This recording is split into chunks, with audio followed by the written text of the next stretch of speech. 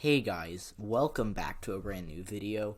In today's video, we're going to be looking at the 2021 California recall election and what the numbers we are currently seeing are indicating. So, as of right now, if we take a look at the current,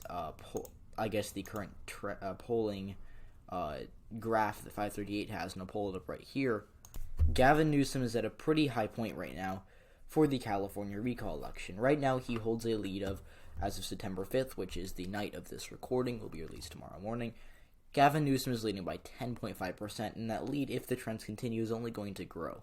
So, Gavin Newsom, I don't think there was ever really a point where he was favored to lose, but we can certainly make an argument for, the stretch in time from August 3rd, or actually August 4th, up until the 10th. So there was a week at the beginning of August where you could have made an argument that Gavin Newsom is going to, you could say that he would lose that race, that it could have been competitive because he did only have a very small lead in the polls.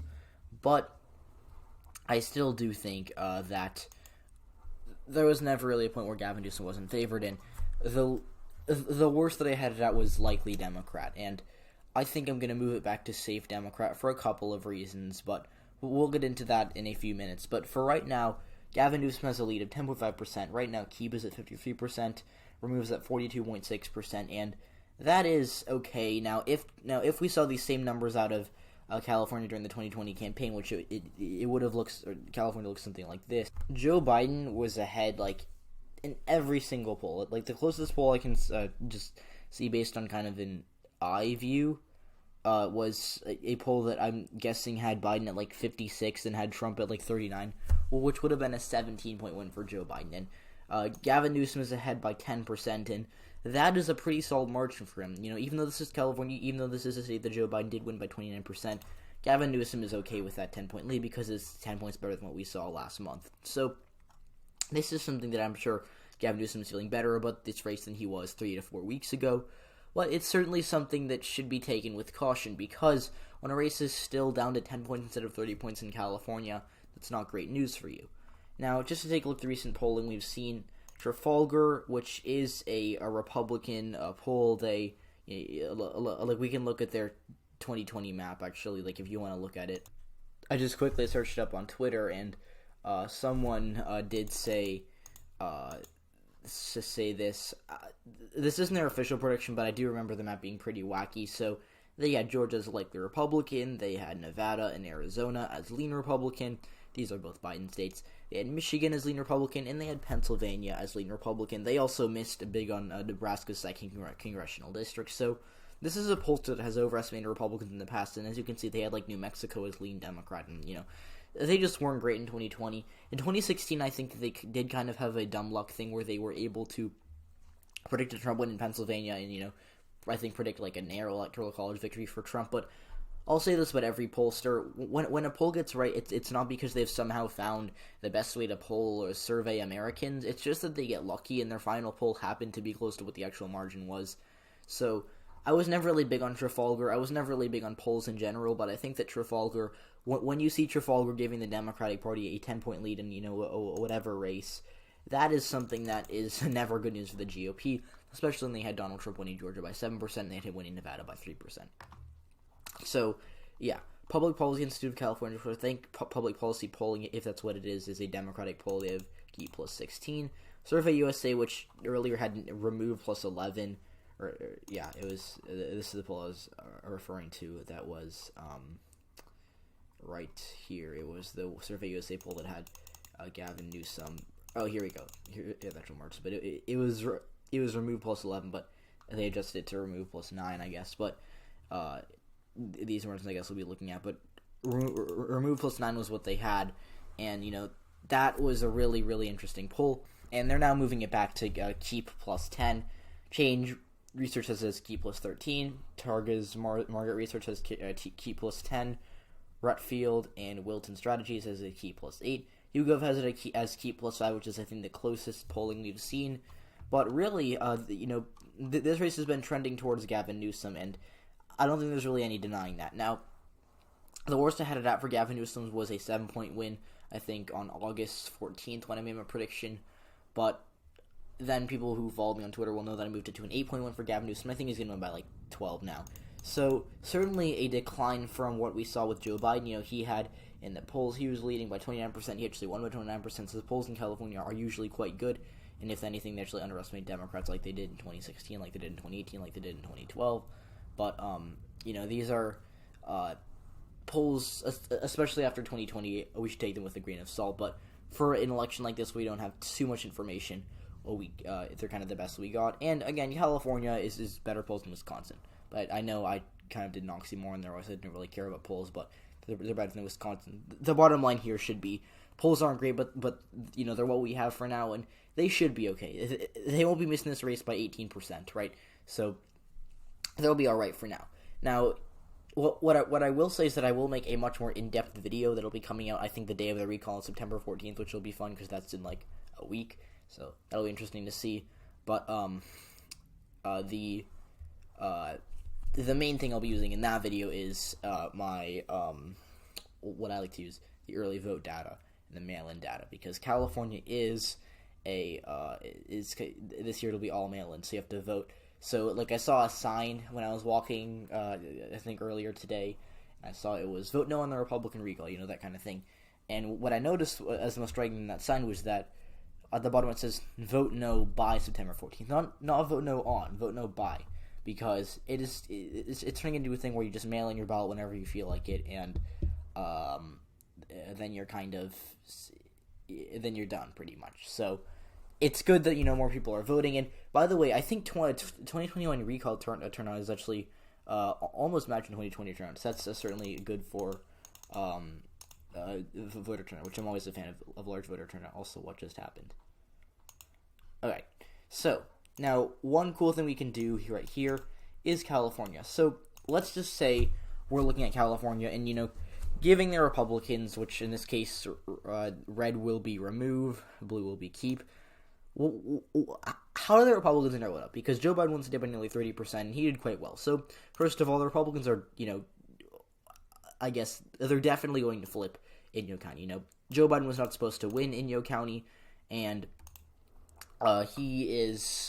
that was one of the biggest county upsets we saw this election. I think Saginaw, Michigan was another one that I did not expect Joe Biden to win, but Inyo, I thought Trump was going to win by 20.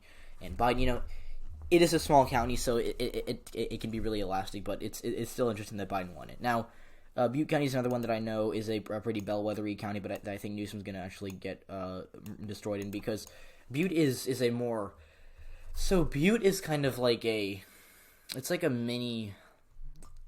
I don't know how to say it, but it's a pretty diverse county, but the largest minority there are working class Hispanics, or I guess Hispanics, but they're more working class, and they are pretty conservative. I think that, we don't county by county exit polling, but I think that, I'm pretty sure I read somewhere that, like, if you look at, like, precincts in the county that were majority Hispanic, I'm pretty sure plenty of them went for Trump. So, Hispanics in Butte County, not necessarily the most democratic group, I guess you could say. And I'm also going to say that Butte County, the white voters there, I think, are kind of, more socially conservative working class voters who might have been more favorable to Joe Biden than they were for Gavin Newsom, because Gavin Newsom is significantly less popular in California than Joe Biden is. San Bernardino, I'm pretty torn. I'll give it to Newsom by maybe under a point, because I don't really see a reason for it to flip, but it's really close, and I could see it going either way. San Bernardino is kind of an ancestrally Republican area in that the large city, San Bernardino itself, is down here, and then the rest of the county is pretty sparsely populated. But I believe it's majority, or at least plurality, Hispanic, and it was a Bush county twice. So San Bernardino has been trending blue in recent years, but that trend could stop sometime soon. Riverside, I think Riverside's going to stay with the Democrats. It's not as urbanized as San Bernardino is, which is, I guess, good news for Newsom, and that if Biden didn't have a weirdo performance there, he shouldn't do too poorly. But I do think that it'll narrow up a little bit. I think that the rural Hispanic counties like Imperial, which only counts a couple tens of thousand votes in 2020 and only 200,000 people, I think that they're gonna get pretty bad for Newsom, because he'll see the biggest drop off there. And actually, I forgot. I don't know what I was thinking. I think Newsom will lose Riverside. San Diego is really close. So San Diego was a county that Newsom, I think he won by 15 or 16 when he ran for governor in 2018, which is what we should be using. But this is Biden's numbers, because they can't change it on this website. But There was a poll that came out that had Newsom down by 6 in the county. So it's a month old, and I think Newsom's going to win it, but it'll narrow up significantly. Like, I think it'll be like a 7 or 8 point win for Newsom, which is something that you would not expect to see. Orange County, I was originally to say that Orange was going to stay in Democratic hands, but I think it'll flip by like a point or so. LA is going to narrow up a little bit, but it won't be anything crazy. Ventura's going to narrow up. I don't know too much about the county itself and why, how I was going to vote, but I think it'll just narrow up based on the trends. And we can literally narrow up. I think we'll actually multi-select, and we'll give every one of these Trumpian counties that were not as close. And we'll talk about some of these, but El Dorado, Placer, not Butte, whatever. I'll fix Butte in a second, but a lot of these more Trumpian counties, they're going to be significantly more friendly to the GOP. So I think we could see, I'll say an 8 point improvement, but it could be 5 or 10. It really depends. So I'll say shift selected counties, which only gets it down to a 28 point victory because of how not very populated these counties are. And Butte should, for the record, be less than 20%. Should be 15% or 13%. I think that the Bay Area is going to be one of the better areas for Newsom. So we've got San Francisco, San Mateo, Contra Costa over here. I'm pretty sure this is Alameda, yeah. And then we've got Santa Clara County. Yeah, Santa Clara. I should know this better. I live in this area, but yeah. But anyways, I think the Bay is going to be a pretty good region for Newsom because it's pretty suburban and pretty, it's diverse. But the white voters in the Bay Area are some of the friendliest white voters in America to Democrats, and it's mostly because they're most of them are college educated, especially in the San Francisco area, and I think that'll help Newsom out. So these areas aren't going to shift too much, and they're going to have the highest turnout. So I'm not sure if I can, I guess, yeah, you can't multi-select turnout, but I think relative to the rest of the state, these are going to have the highest turnout. And we've seen this in the early vote data, we've seen that counties with higher education levels are turning out more, and this isn't a new thing. It's a thing with special elections that rural voters don't really turn out as much as voters in college educated voters, but yeah. So I'll flip some of these counties. Fresno County, I think Newsom's just gonna do really badly with he'll drop the ball with Hispanics in Fresno. Merced could flip, but I don't really know exactly too much about the county itself. Some of these counties in this area I kind of get mixed up, San Joaquin. I think no, San Joaquin will stay blue, but it'll narrow up for sure. Sacramento County, which is, Sacramento will narrow up because the Hispanics are really turning against Newsom. There was a poll that had a crosstab of Newsom losing Hispanics by 6. I still think he'll win Hispanics. Biden won Hispanics by 52, so he's still, Newsom will still win Hispanics, but I just don't think that he'll win them by Biden numbers. He'll win them by 20, which is not ideal in California. Yeah, I'm not really sure what to do with Mono in Nevada or Mono in Alpine counties. I think we'll just narrow them up a little bit for just because of shifts statewide. This is Nevada County, I believe. Nevada's probably going to get a little redder, but not by too significant of an amount. But this is kind of what you're going to see, and this is a 23-point victory for Gavin Newsom.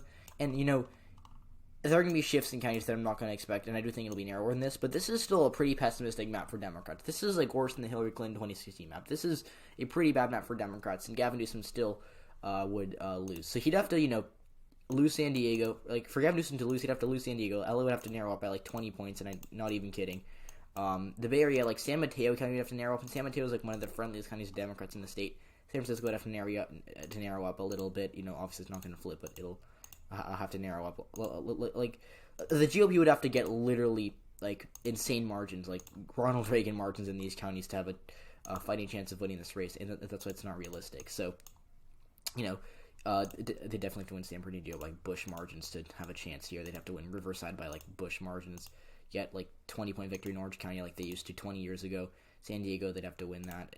Imperial would flip, but that's still an 11-point Democratic victory. I could give the GOP a victory in every single county, and they could somehow win Mono County, which would be really weird, and make Alpine County somehow close to single digits, and they'd still I'll give them every swing county that I possibly can give them, and then some, and they're still behind by 10%.